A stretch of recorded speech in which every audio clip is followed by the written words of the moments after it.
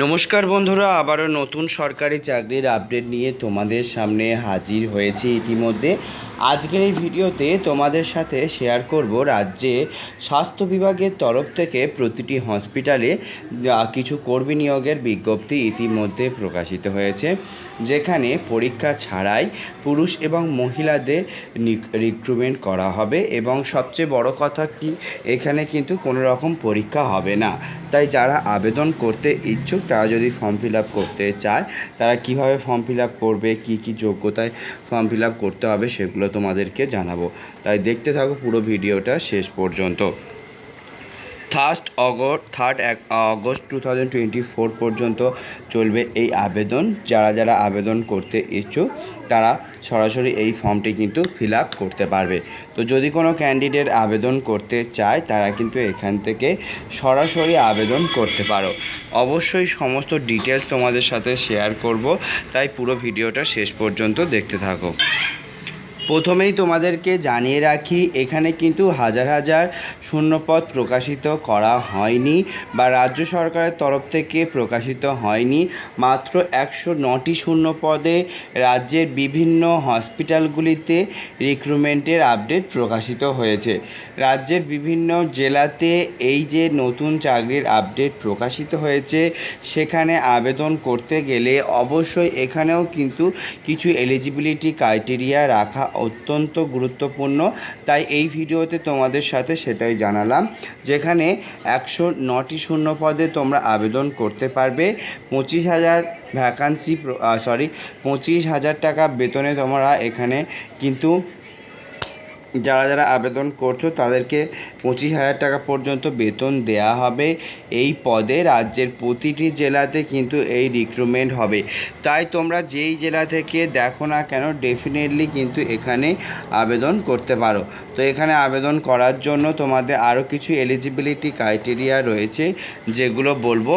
তার মধ্যে আবারও অন্যতম বয়সসীমা 18 থেকে 40 বছর পর্যন্ত আবেদন করতে পারো। 18 থেকে 40 বছর পর্যন্ত যে কোনো ক্যান্ডিডেট আবেদন করতে পারবে এবং এখানে কিন্তু বয়সের ছাড়ও দেওয়া রয়েছে। চাকরি প্রার্থী আবেদন করার জন্য যারা আবেদন করতে চায় 18 থেকে 40 বছর পর্যন্ত আবেদন করতে পারবে। তাছাড়া বয়সের ছাড় তো রয়েইছে।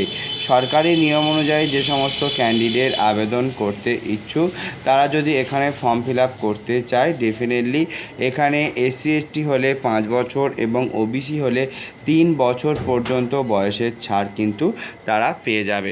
সরকারি নিয়ম অনুযায়ী প্রতিটি ক্ষেত্রে যেমন তাদেরকে সার্টিফিকেট থাকলে তাদেরকে এখানে বয়সের ছাড় দেওয়া হয়, এক্ষেত্রেও কিন্তু সেটা তাদের দেয়া হবে।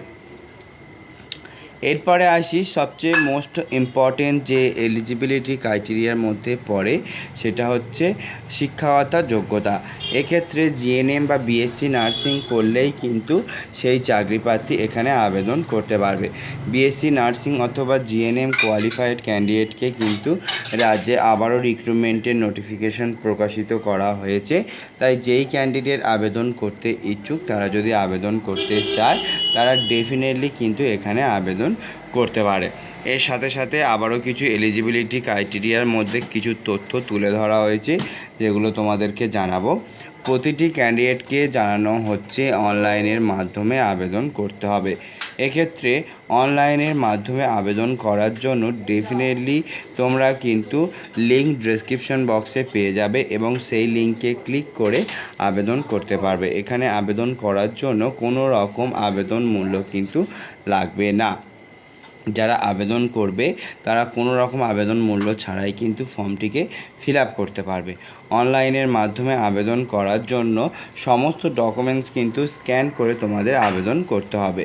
এক্ষেত্রে সমস্ত ডকুমেন্টের মধ্যে রয়েছে তোমাদের SC ST certificate, OBC certificate, caste certificate, voter card, Aadhaar card, সমস্ত কিছু নিয়েই কিন্তু আবেদন করতে পারবে।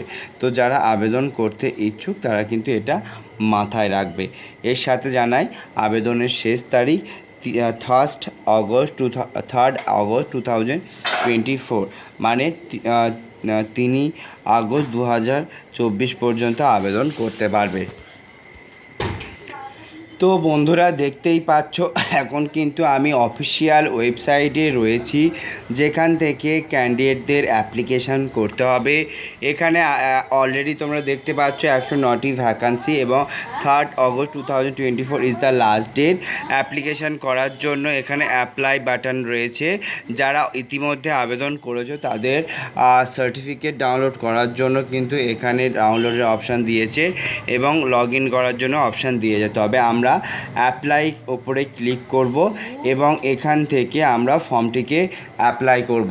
তো সেক্ষেত্রে তোমাদের সমস্ত ডিটেল দেখাবো অ্যাপ্লিকেশান করার জন্য এই ধরনের একটি ফর্ম তোমাদের সামনে চলে আসবে। এক্ষেত্রে ফর্মটিকে ফিল আপ করার জন্য প্রথমেই তোমাকে সিলেক্ট করতে হবে কী পদে আবেদন করছো সেটি, তারপরে চাকরি প্রার্থীর নাম, তারপরে চাকরি প্রার্থীর জেন্ডার, এখানে ফুল নেম লিখে দেবে, যার যে নামটা রয়েছে সেটা ফুল নেম লিখতে হবে। জেন্ডার লিখবে, তারপরে ফাদার নেম, হাজব্যান্ড নেম অথবা গার্জিয়ান নেম, যার যেটা সে সেটা এখানে লিখবে।